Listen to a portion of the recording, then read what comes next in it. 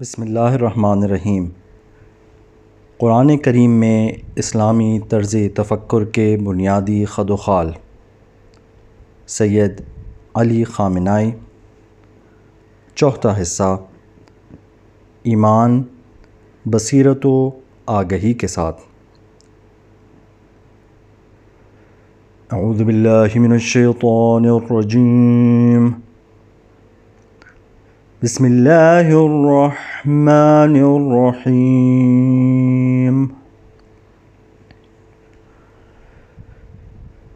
ان فی خلق السماوات والارض واختلاف اللیل والنہار لآیۃ لأولی الالباب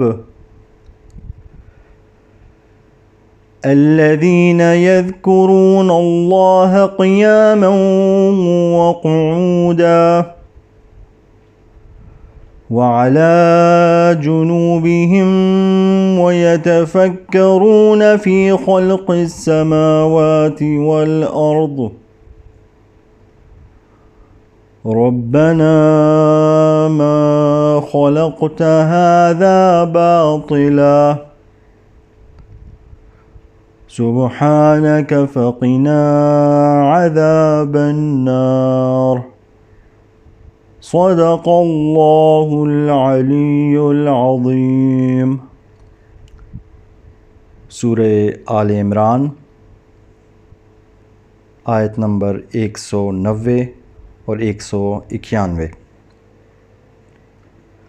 یہ چند آیات جو ہم آج تلاوت کر چکے ہیں، ان کو مد نظر رکھتے ہوئے ایمان کے حوالے سے مزید 2-3 حقیقتیں اور بھی سامنے آتی ہیں۔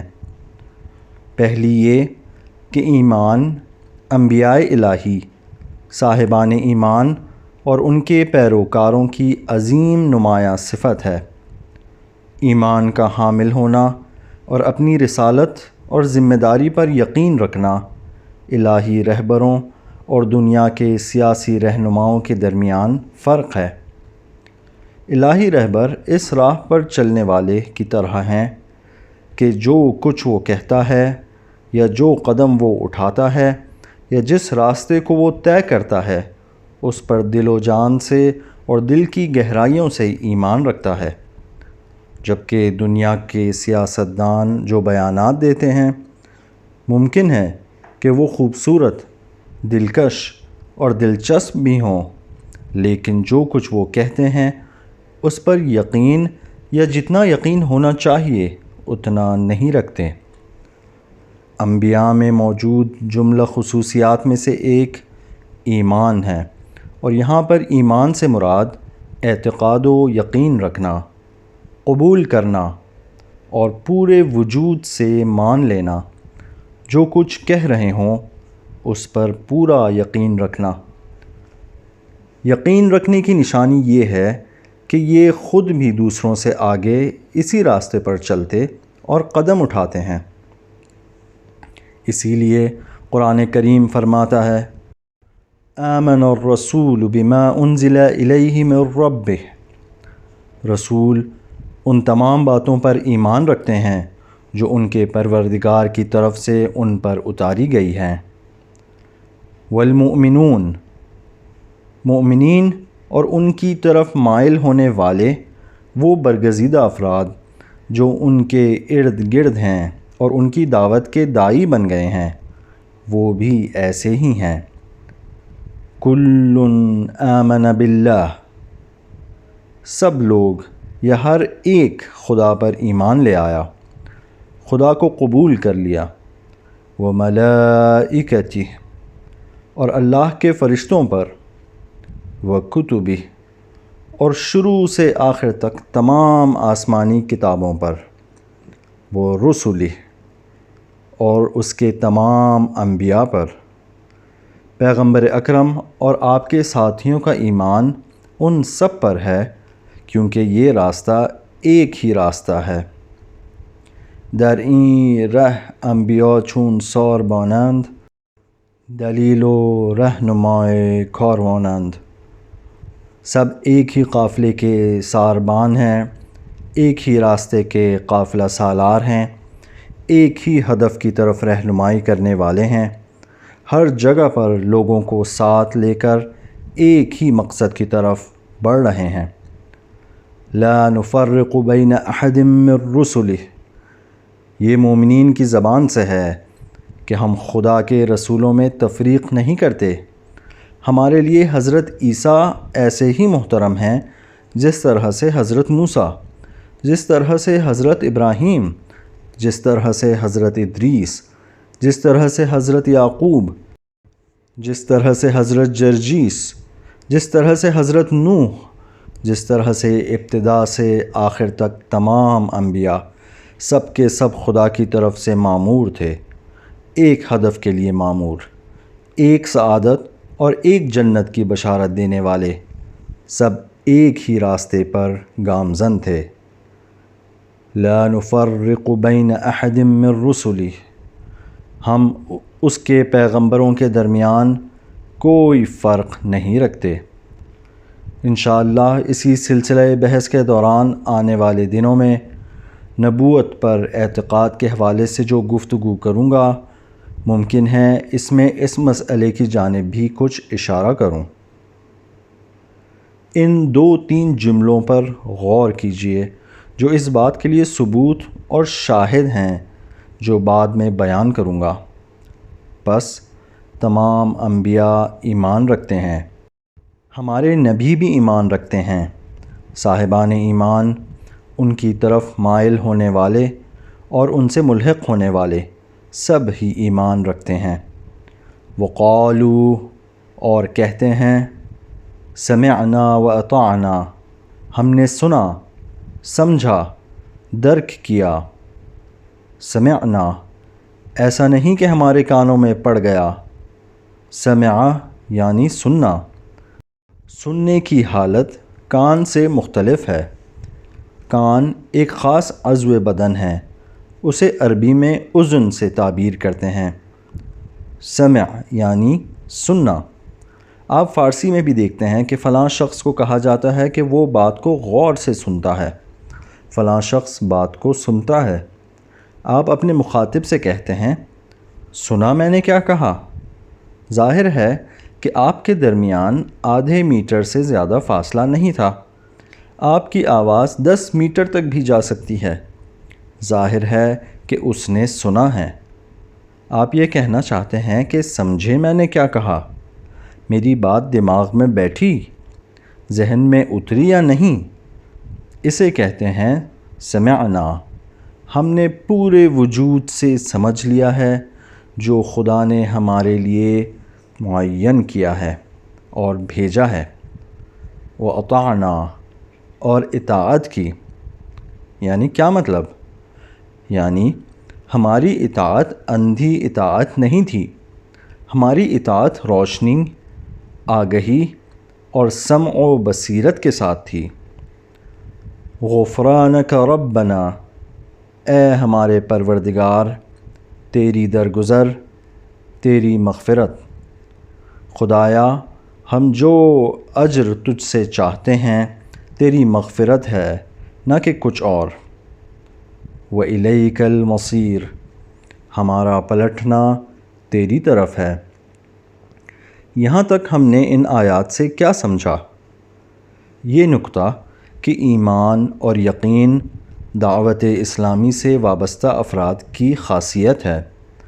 جو لوگ ایمان نہیں رکھتے، یقین نہیں رکھتے، چونکہ دوسرے اس راہ پر چل رہے ہیں تو صرف اسی لیے یہ بھی احتیاطاً چلے جا رہے ہیں، ایسے لوگ فکر اسلامی کی حدود میں داخل نہیں ہوئے ہیں۔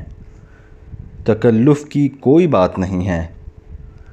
ایمان ضروری ہے۔ ایمان یعنی اعتقاد، واضح طور پر بات کو قبول کرنا، ایک کشش کے پیچھے چلنا۔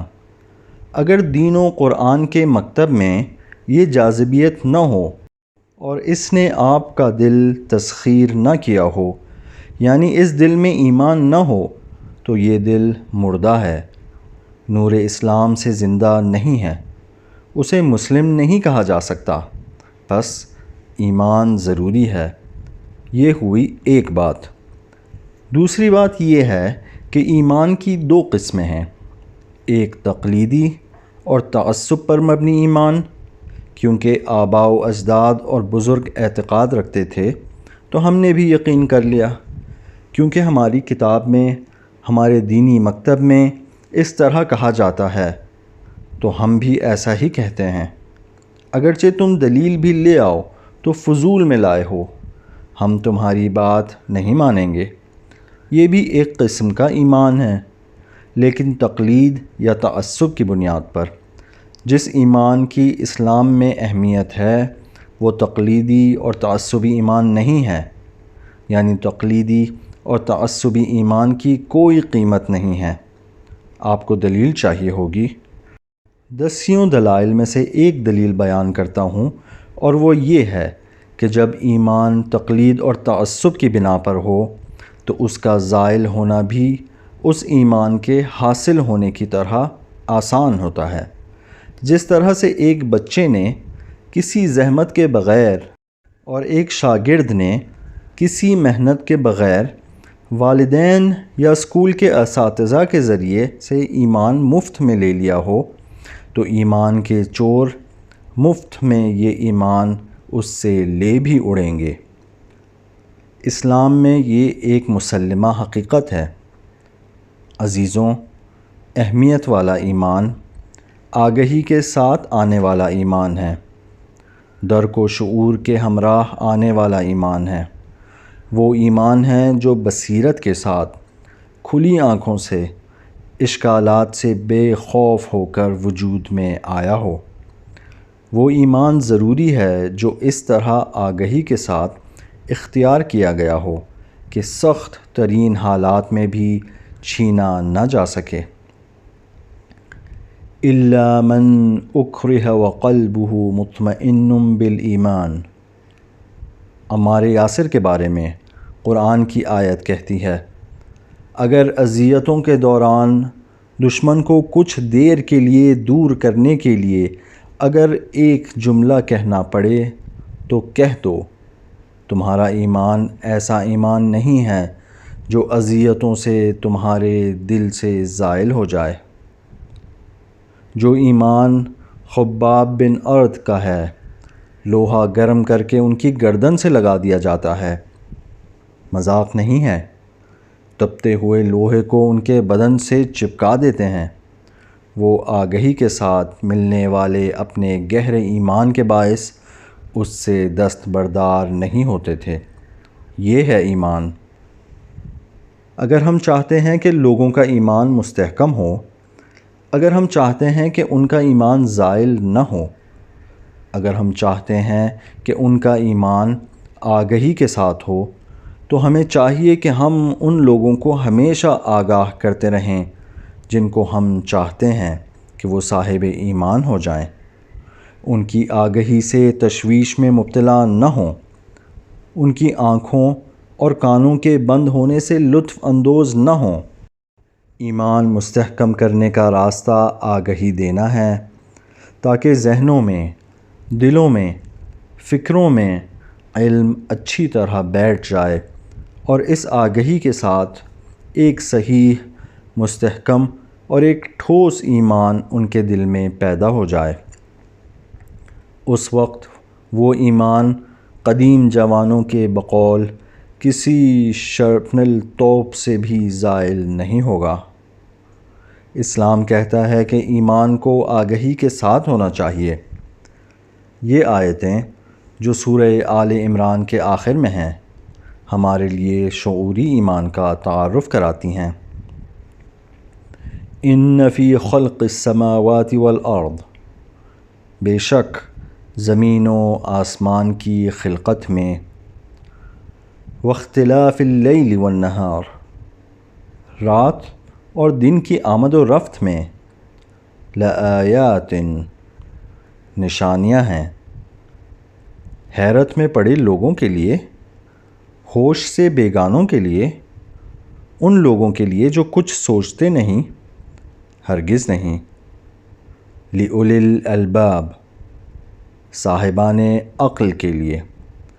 عقلمند وہ ہے جو سمجھنے کی طاقت کا مالک ہو، اور وہ تمام لوگ ہیں جو اپنی فکری طاقت اور ذہانت کو کام میں لائیں۔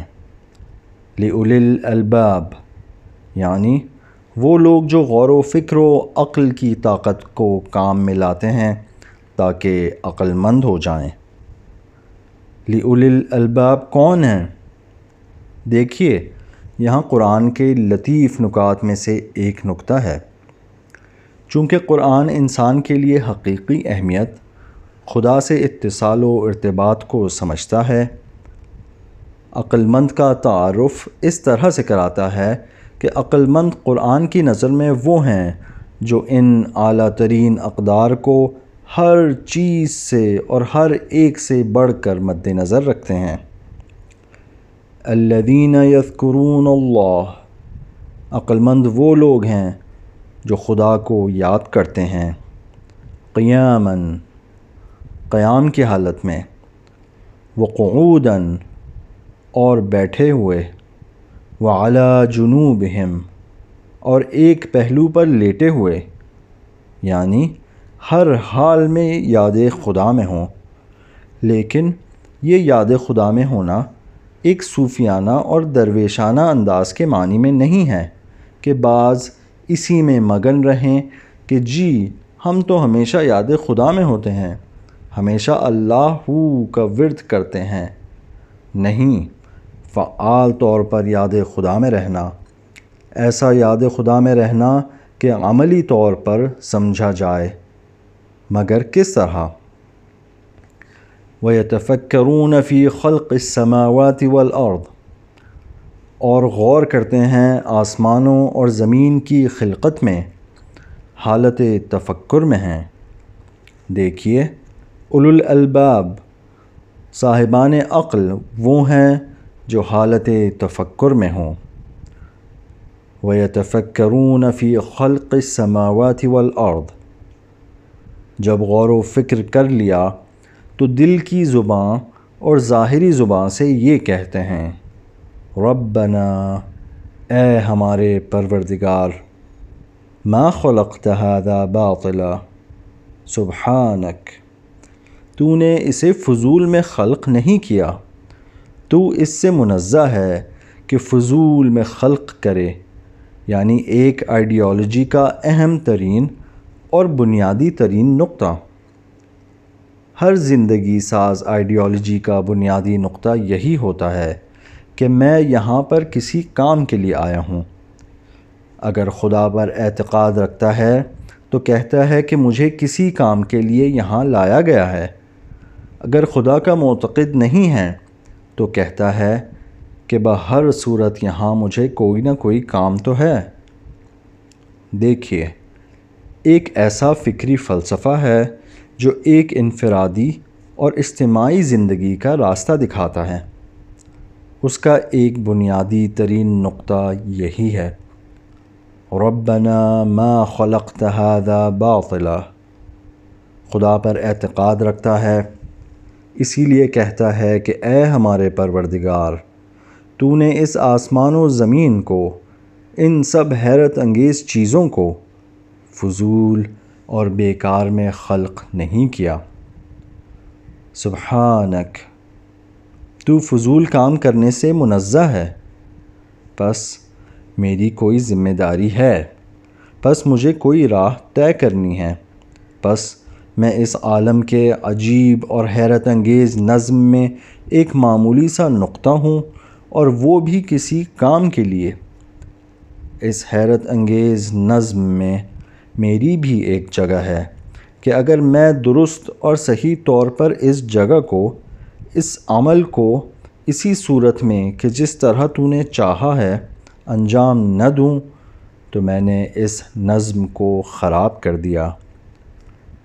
سبحانک فقنا عذاب النار، پس ہمیں آگ کے عذاب سے محفوظ رکھ، قیامت کی آگ جو ایک حقیقت ہونے کے ساتھ ساتھ تکوین عالم اور خدا کے انتقام اور قہر و غضب کی علامت بھی ہے۔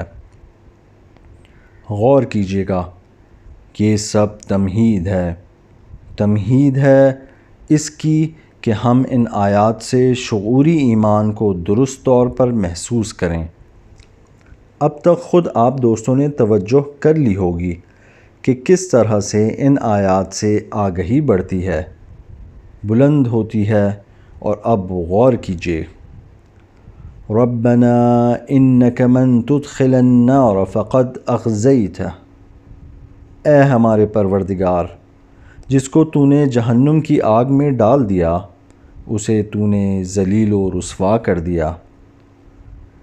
وما للظالمین من انصار، اور جن ظالموں کو تو نے جہنم کی آگ میں ڈالا ان کا کوئی ناصر و مددگار نہیں ہے، نہ تکوین عالم میں اور نہ غیبی طور پر کوئی بھی نہیں۔ یعنی جو لوگ ظلم و ستم کی راہ میں، کفر و نفاق کی راہ میں، باطل کی راہ میں قدم اٹھاتے ہیں، ان کا انجام زوال و نابودی ہے۔ اس دنیا کی کوئی چیز ان کی حمایت نہیں کرتی۔ یہ ہوشیار عقل مند، یہ لأولی الالباب، یہ آسمان و زمین میں غور و فکر کرنے والے، وہ لوگ جو سمجھ گئے ہیں کہ اس دنیا میں بے مقصد نہیں آئے ہیں اور یہ کائنات بیہودہ خلق نہیں کی گئی ہے۔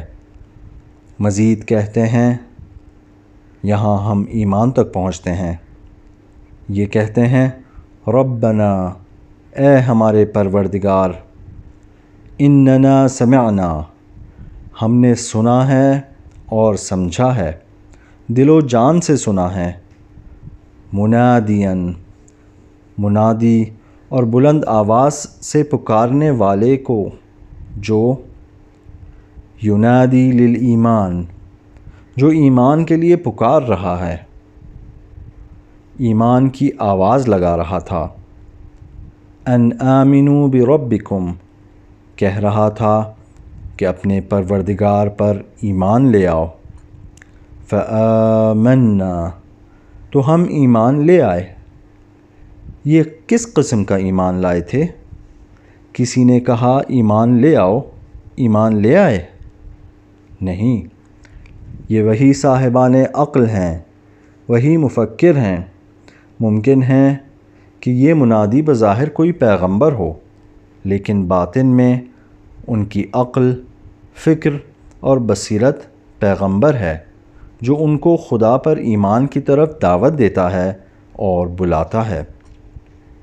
بس منادی نے ان سے کہا ایمان لے آؤ، وہ بصیرت سے، درک سے، شعور اور پوری آگہی سے ایمان لے آئے۔ اس قسم کا ایمان اسلام میں پسندیدہ ہے، آگہی کے ساتھ ایمان۔ تو یہ ہوئی دوسری بات۔ یہاں پر ایک تیسری بات بھی ہے جسے میں مختصر طور پر عرض کروں گا۔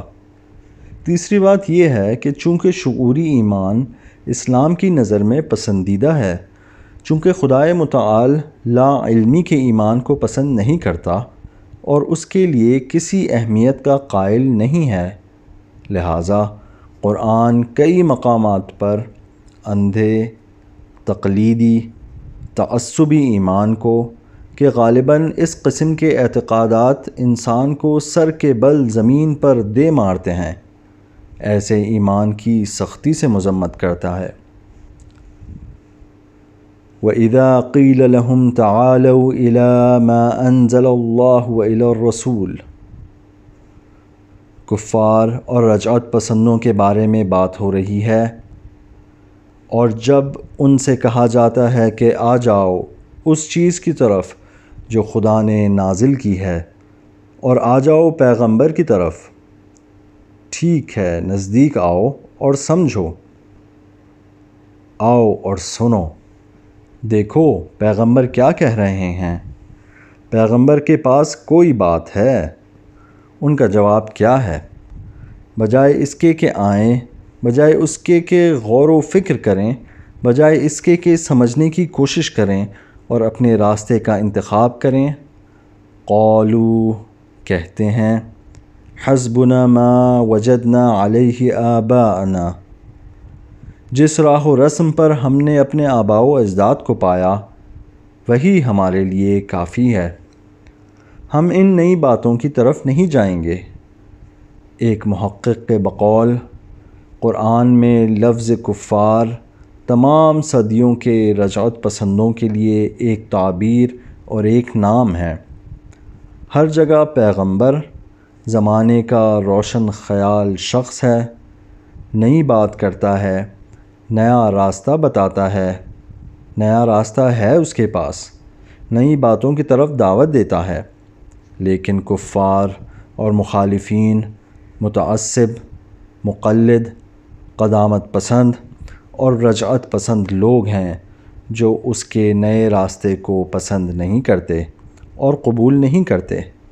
ان کی بات یہ ہے کہ رہ چنان رو کے رہ روان رفتند۔ ہم نے اپنے والدین کو اس طرح نہیں دیکھا ہے، ہم نے اپنے ماں باپ کو کسی اور انداز سے دیکھا ہے۔ ہم چاہتے ہیں کہ اسی طرح سے سمجھیں، اسی طرح سے عمل کریں۔ چنانچہ قرآن جواب میں کہتا ہے اَوَلَوْ كَانَ آبَاؤُهُمْ لَا يَعْلَمُونَ شَيْئًا وَلَا يَهْتَدُونَ۔ انہوں نے آباء و اجداد کی تقلید کے مسئلے کو یہاں تک پہنچا دیا کہ قرآن ان سے کہتا ہے اگرچہ تمہارے آباء و اجداد کچھ نہیں سمجھتے تھے، ہدایت یافتہ بھی نہیں تھے، خیر و شر کو درست طور پر سمجھنے کی صلاحیت نہیں رکھتے تھے، پھر بھی تم ان کی تقلید کرو گے۔ دیکھیے کس طرح سے تقلید کی مذمت اور ملامت کرتا ہے۔